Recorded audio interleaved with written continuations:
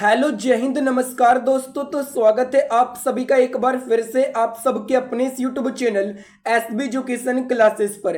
तो इस वीडियो में करेंगे साइंस के वन लाइनर के मोस्ट इंपॉर्टेंट क्वेश्चन, और ये इसका पार्ट 4 वीडियो होने वाला है। और जो मैं आपको इस वीडियो में पढ़ाऊंगा उसका मैं आपको पीडीएफ भी फ्री में दूंगा, और पीडीएफ आप कैसे प्राप्त कर सकते हैं मैं आपको ये वीडियो के अंत में बताऊंगा। और यह वीडियो सभी गवर्नमेंट एग्जाम के लिए बहुत इंपॉर्टेंट है। तो अगर आप भी किसी गवर्नमेंट एग्जाम की तैयारी कर रहे हो तो यह वीडियो आपके लिए, यह वीडियो आपको साइंस में जीनियस बना देगा। बस आप इस वीडियो को पूरा अंत तक देखना, और मेरे आने वाले सभी वीडियो को भी आप लोग यानी कि सभी वीडियो को बहुत ही अच्छे से आप लोग देखा करना। तो आपको साइंस में जीनियस बनने से कोई भी रोक नहीं सकता है।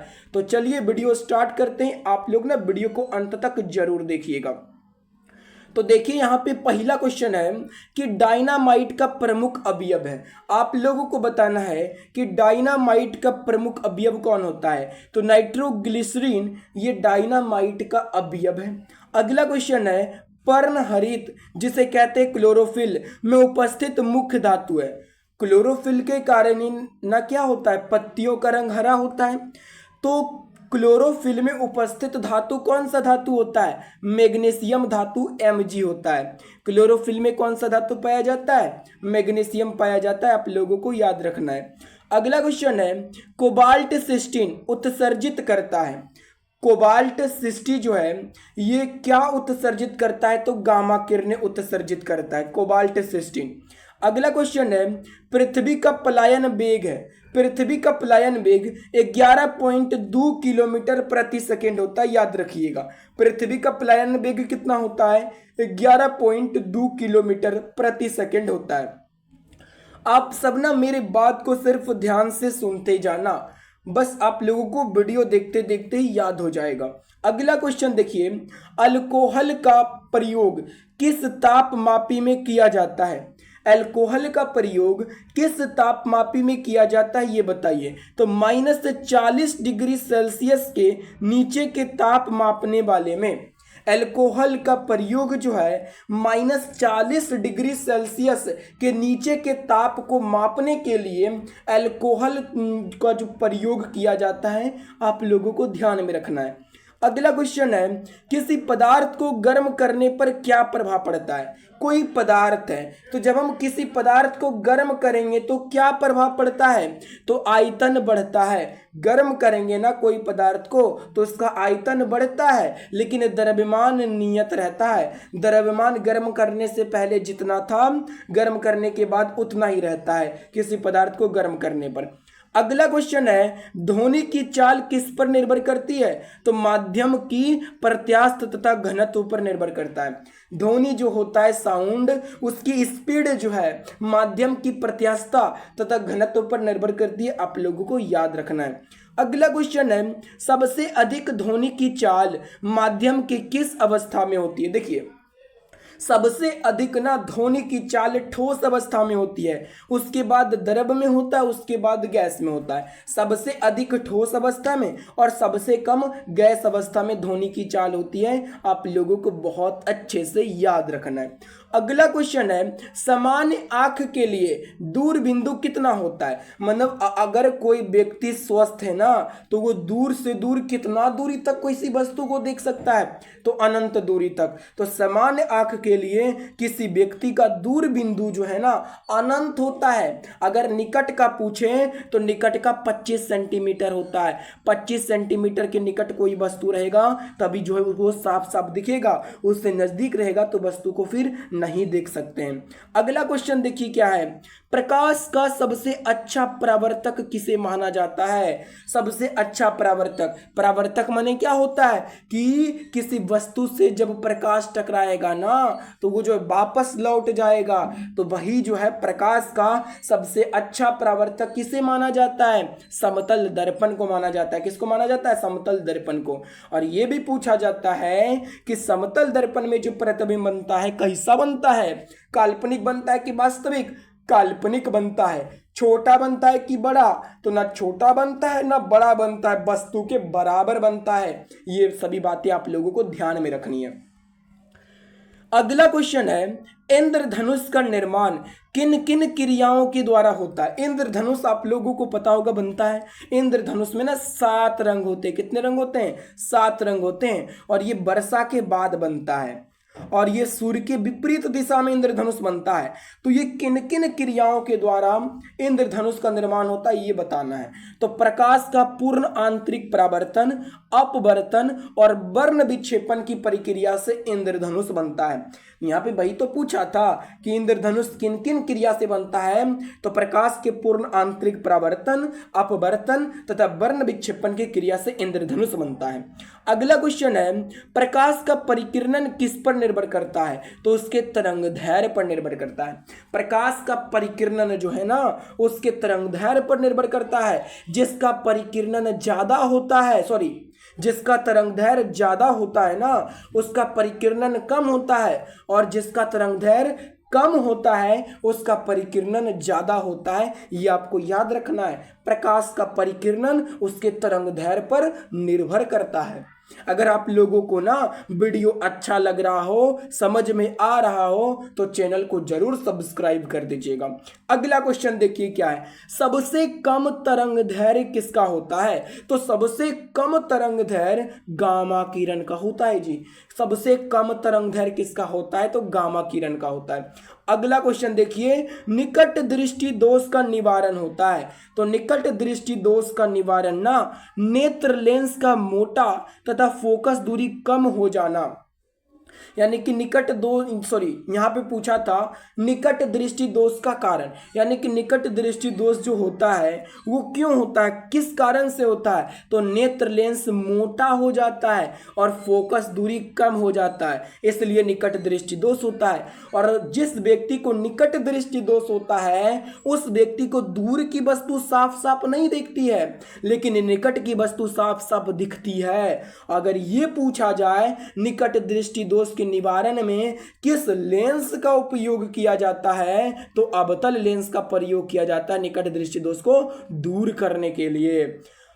अगला क्वेश्चन देखिए क्या है, अर्धचालक पर ताप का क्या प्रभाव पड़ता है। अर्धचालक है उस पर ताप का क्या प्रभाव पड़ता है। तो ताप बढ़ने पर चालकता बढ़ती है।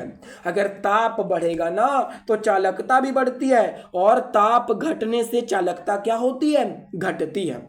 अगला क्वेश्चन है, हीटर का तार बना होता है। बताइए हीटर का तार जो है ये किसका बना होता है? नाइक्रोम का। आप लोग देखे होंगे कि हीटर मिट्टी का होता है, उसमें जो तार लगा होता है ना घूम घूम के तार, वो नाइक्रोम का तार होता है। और जो बल्ब होता है ना घरों में, बल्ब में टंगस्टन होता है। ये भी आपको ध्यान में रखना है। अगला क्वेश्चन है, प्रोटॉन का भार इलेक्ट्रॉन के भार का कितना गुना होता है। तो प्रोटॉन का भार इलेक्ट्रॉन के भार का 1836 गुना होता है। कितना गुना होता है? 1836 गुना होता है। और ये भी पूछा जाता है कि प्रोटॉन पर कौन सा आवेश होता है, धन की ऋण। तो प्रोटॉन पर धन और इलेक्ट्रॉन पर ऋण आवेश होता है। अगला क्वेश्चन है, कार्बन डाइऑक्साइड गैस का गुण क्या होता है। तो कार्बन डाइऑक्साइड ये अम्लीय होता है। कार्बन डाइऑक्साइड क्या होता है? अम्लीय होता है। अब देखिए अगला क्वेश्चन। अगला क्वेश्चन है, कार्बन डाइऑक्साइड का गुण क्या होता है। तो महापिता कार्बन डाइऑक्साइड उसका गुण अम्लीय, और यहाँ पे है कार्बन मोनोऑक्साइड। यहाँ पे एक ऑक्सीजन है तो कार्बन मोनोऑक्साइड, इसका गैस उदासीन होता है। ये क्या होता है? उदासीन होता है। फिर से सुन लीजिए, कार्बन डाइऑक्साइड ये अम्लीय होता है और कार्बन मोनोऑक्साइड ये क्या होता है? उदासीन होता है। ये आपको ध्यान में रखना है। अगला क्वेश्चन देखिए क्या है, संयोजी इलेक्ट्रॉनों की संख्या अधिकतम कितनी हो सकती है। तो अधिकतम 8 हो सकता है। संयोजी इलेक्ट्रॉन किसे कहते हैं? तो किसी परमाणु के बाह्यतम कक्षा में जो इलेक्ट्रॉन होता है ना उसी को संयोजी इलेक्ट्रॉन कहते हैं। और संयोजी इलेक्ट्रॉन की अधिकतम संख्या 8 हो सकती है। कितनी हो सकती है? 8 हो सकती है। अब क्यों 8 हो सकती है ये भी पूछा जा सकता है। इसलिए 8 हो सकती है क्योंकि कोई भी परमाणु जो है ना अष्टक पूरा करने के लिए उसके बाह्यतम कक्षा में 8 इलेक्ट्रॉन चाहिए, इसलिए संयोजी इलेक्ट्रॉन की अधिकतम संख्या 8 हो सकती है। अगला क्वेश्चन है, अम्ल का लिटमस पत्र पर क्या प्रभाव पड़ता है। तो अम्ल क्या करता है? नीला लिटमस पत्र को लाल कर देता है। और अगर आपसे ये पूछा जाए कि भस्म का लिटमस पत्र पर क्या प्रभाव पड़ता है, तो फिर से सुन लीजिएगा ध्यान से। अम्ल अम्ल जो है ना, ये नीला लिटमस पत्र को लाल कर देता है, और क्षार जिसे भस्म कहते हैं, ये लाल लिटमस पत्र को नीला कर देता है। ठीक है, और ये भी पूछा जा सकता है अम्ल का पीएच मान कितना होता है, तो अम्ल का पीएच मान 7 से कम होता है। और देखिए, अम्ल का पीएच मान 7 से कम होता है, और क्षार का पीएच मान 7 से ज़्यादा होता है। और जिसका पीएच मान 7 होता है ना, उसको उदासीन कहते हैं। जैसे बोले जाएगा जल, जल का पीएच मान कितना होता है, 7 होता है। कितना होता है, 7 होता है। और ये भी आपसे पूछा जाता है एग्जाम में कि पीएच स्केल जो होता है ना, ये किसने दिया, तो सोरेनसन ने दिया। किसने दिया, सोरेनसन ने दिया। आप लोगों को ध्यान में रखना है। अगर वीडियो अच्छा लग रहा हो तो वीडियो को लाइक भी करने में देरी ना कीजिएगा। अगला क्वेश्चन है, अम्ल में कौन से तत्व के परमाणु अनिवार्य रूप से रहते हैं, तो अम्ल में ना हाइड्रोजन होता है। कोई भी अम्ल आप उठा लीजिए, हाइड्रोक्लोरिक अम्ल, उसमें हाइड्रोजन है। सल्फ्यूरिक अम्ल, उसमें हाइड्रोजन है। नाइट्रिक अम्ल, उसमें हाइड्रोजन है। तो अम्ल में हाइड्रोजन का होना आवश्यक है, आवश्यक है।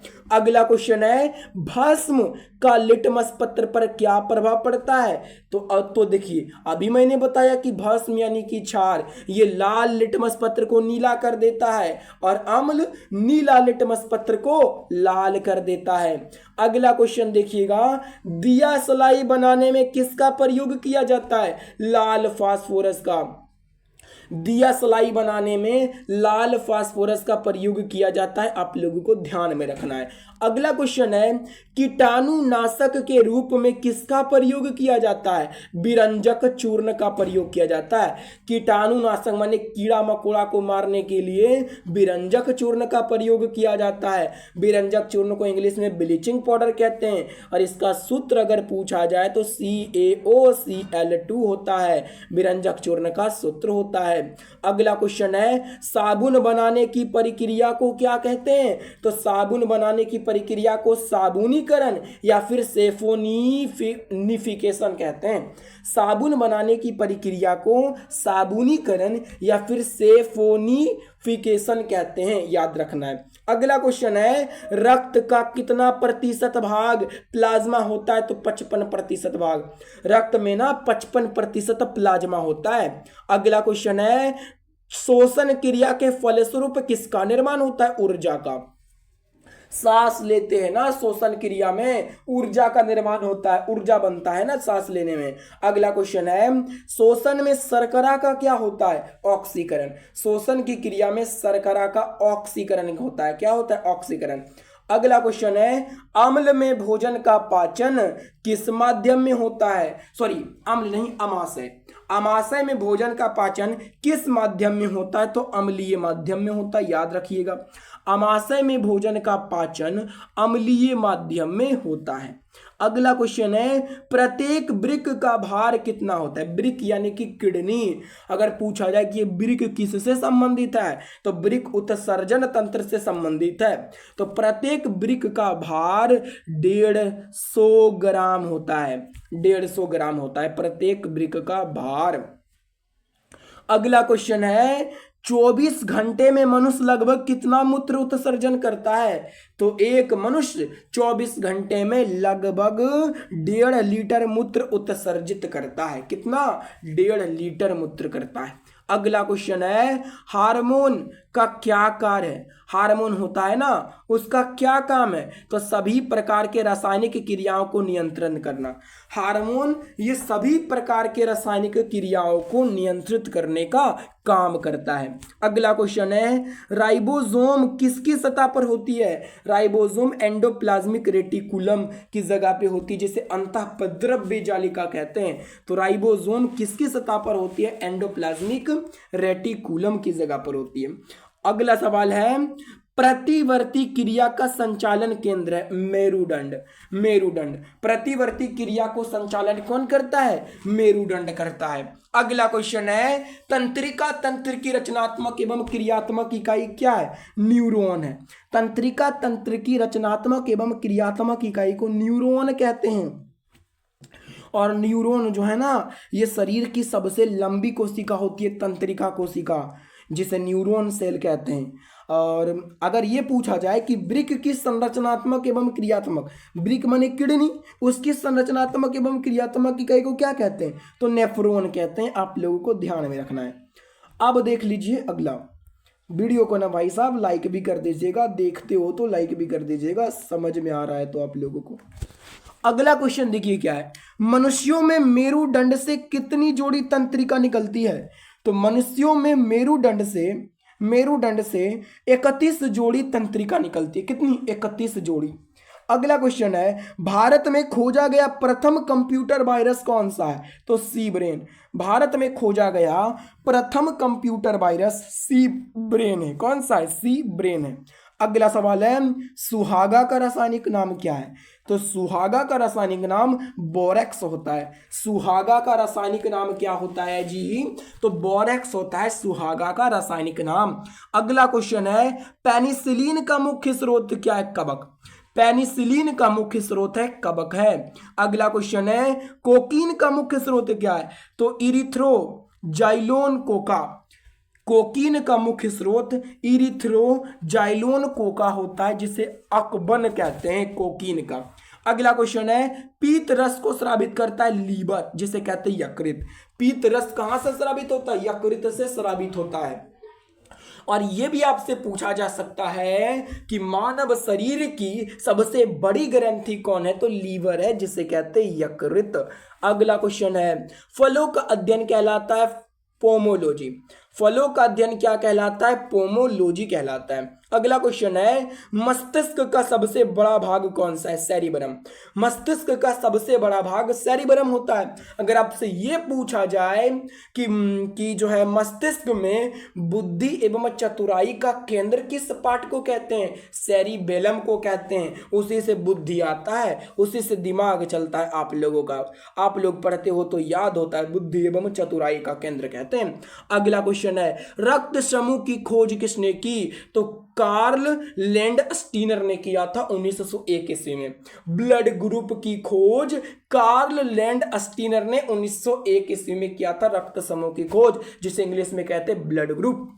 अगला क्वेश्चन है, पुष्पों का अध्ययन क्या कहलाता है? एंथोलॉजी। फूल जो होता है ना उसका स्टडी एंथोलॉजी कहलाता है। पुष्पों का स्टडी एंथोलॉजी कहलाता है। अगला क्वेश्चन है, लैक्रिमल ग्रंथियां स्रावित होती है आंसू से। लैक्रिमल ग्रंथियां जो है आंसू से स्रावित होती है, जो आंसू निकलता है ना वहीं से स्रावित होती है। अगला क्वेश्चन है, रबड़ क्या है? रबर ये प्राकृतिक बहुलक है। रबर जो है ना एक प्राकृतिक बहुलक है जी। रबर क्या है? तो एक प्राकृतिक बहुलक है। अगला क्वेश्चन है, ब्रह्मांड में सर्वाधिक मात्रा में पाया जाने वाला तत्व है हाइड्रोजन। ब्रह्मांड में ना सबसे अधिक मात्रा में पाया जाने वाला तत्व पूछा जाए तो कौन सा है? हाइड्रोजन है। और सबसे हल्का तत्व भी हाइड्रोजन ही होता है, और ये हाइड्रोजन सबसे हल्का अधातु में होता है। देखिए अगर पूछा जाए आपसे सबसे हल्का तत्व तो हाइड्रोजन, सबसे हल्का अधातु हाइड्रोजन होता है। लेकिन अगर आपसे यह पूछा जाए कि सबसे हल्का धातु तत्व कौन है, तो सबसे हल्का धातु तत्व होता है लिथियम होता है, याद रखना है। और ब्रह्मांड में सबसे अधिक मात्रा में हाइड्रोजन पाया जाता है। अगला क्वेश्चन है, सेफ्टी लैंप का आविष्कारक है कौन है? Humphry Davy. सेफ्टी लैंप का आविष्कार हम्फ्री डेवी ने किया। किसने किया? हम्फ्री डेवी ने। अगला क्वेश्चन है, समुद्र की गहराई किस यंत्र से मापी जाती है? फेदोमीटर से मापी जाती है। अगर समुद्र की गहराई मापना है ना कि यहाँ पे जो है कितना गहरा समुद्र है, तो उसकी गहराई फेदोमीटर से मापी जाती है। किससे? फेदोमीटर से मापी जाती है। अगला क्वेश्चन है, प्रकाश के तरंग सिद्धांत का प्रतिपादन किसने किया? न्यूटन ने किया, याद रखना है। प्रकाश के तरंग सिद्धांत का प्रतिपादन न्यूटन ने किया। और बल का SI मात्रक क्या होता है? आप लोगों को कमेंट करके बताना है। अगला क्वेश्चन है, 1 किलोवाट घंटा, 1 किलोवाट घंटा ये बराबर कितना होता है? तो 3.6 गुना 10 का पावर 6 जूल होता है 1 किलोवाट घंटा बराबर। अगला क्वेश्चन है, कितना डिग्री सेंटीग्रेड को परम शून्य ताप कहा जाता है? तो -273 डिग्री सेल्सियस, -273 डिग्री सेल्सियस को जो है परम शून्य ताप कहा जाता है। अगला क्वेश्चन है, ध्वनि तीव्रता का सीजीएस मात्रक डेसिबल। ध्वनि की तीव्रता डेसिबल में मापी जाती है, इसका सीजीएस मात्रक डेसिबल होता है। अगला क्वेश्चन है, हृदय तथा फेफड़ों की आवाज को सुनने के लिए किस यंत्र का प्रयोग किया जाता है? तो स्टेथोस्कोप का प्रयोग किया जाता है। नहीं देखते कि जो कि मापने वाला होता है, जिसे कहते हैं बीपी मापने वाला, कान में लेकर सुनता है, तो वो होता है स्टेथोस्कोप होता है। हृदय तथा फेफड़े की आवाज को सुनने के लिए प्रयोग किया जाता है स्टेथोस्कोप का। अगला क्वेश्चन है, थर्मामीटर के आविष्कारक कौन है? तो फ़ारेनहाइट है। थर्मामीटर का आविष्कार फ़ारेनहाइट ने किया। थर्मामीटर से बुखार मापा जाता है, इसका आविष्कार फ़ारेनहाइट ने किया। तो ये थे साइंस के वन लाइनर के कुछ महत्वपूर्ण प्रश्न। तो मैं आपसे कुछ सवाल करता हूं, 3 सवाल पूछूंगा जिसका कमेंट में आपको जवाब देना है। अगर आपने इस वीडियो को पूरा देखा होगा ना, तो आप लोग 100% कमेंट में जवाब दे दीजिएगा। आप लोग अगर इस वीडियो को पूरा ध्यान से देखे होंगे तब। तो बताइए कि समान आंख के लिए दूर बिंदु कितना होता है? पहला सवाल ये है। दूसरा सवाल है आपका कि मानव मस्तिष्क का बुद्धि एवं चतुराई का केंद्र किसे कहते हैं? दूसरा सवाल। तीसरा सवाल आप लोग कमेंट में बताइएगा कि रक्त में कितना प्रतिशत प्लाज्मा होता है? ये 3 सवाल है। अगर आपने इस वीडियो को पूरा अच्छा से देखा होगा तो आप लोग ये 3 सवाल जरूर बता दीजिएगा। तो अगर आपको इसका PDF चाहिए, अगर सच में चाहिए, अगर एक बार आप लोग अपने से पढ़ लेंगे ना, जिस तरह मैंने आपको पढ़ाया उसी तरह आप घर में भी पढ़ लीजिएगा, तो आपको एकदम 100% याद हो जाएगा। तो आप लोग इस नंबर पे मैसेज कीजिएगा 9006131335।